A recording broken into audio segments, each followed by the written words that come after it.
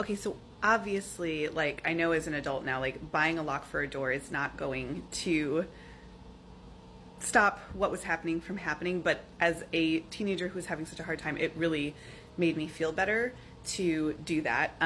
It didn't do much, and I didn't even think about it, but moving my bed the way I did put me so that when I'm sleeping, I'm looking directly into the mirror I had, which also was, may I say, the coolest, most beautiful vintage mirror from my great aunt. It was amazing.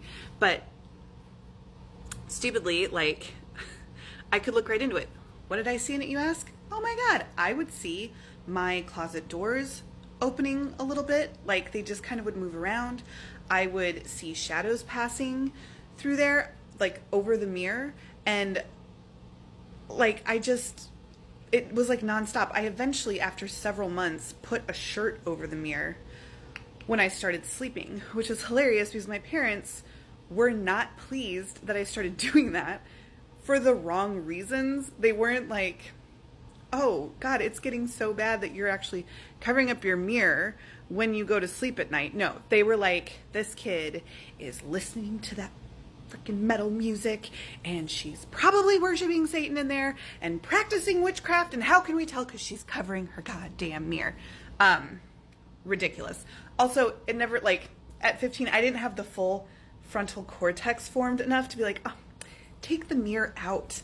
Just take it out. Don't cover it up with a shirt. I don't know. Take it out. Take it out of the room. No, I didn't do that.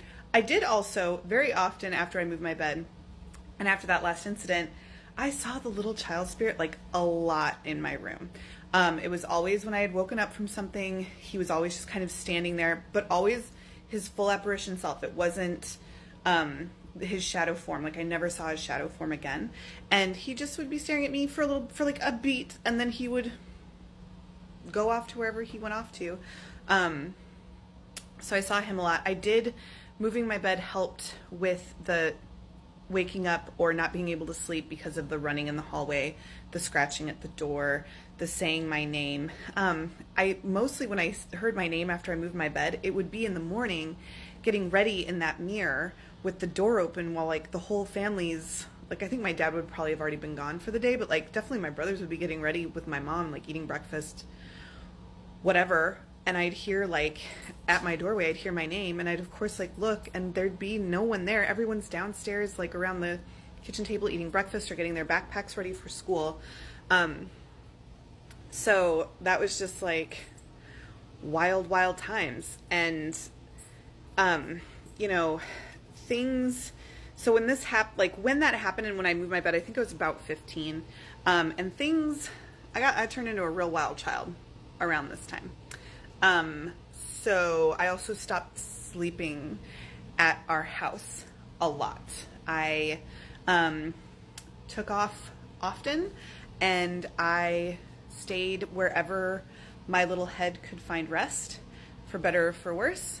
I am very lucky that I was surrounded by people who were not completely nefarious, horrendous human beings, and I am alive today relatively unscathed from my behavior at 15. So the next stories that I have coming up, like I will have been a little bit older. So you might notice in the timeline there's a jump. And there's a jump because I just was living my life. Really, really thinking I was living, you know, I was 15 going on 35, and I knew what I was doing, and nobody could tell me nothing.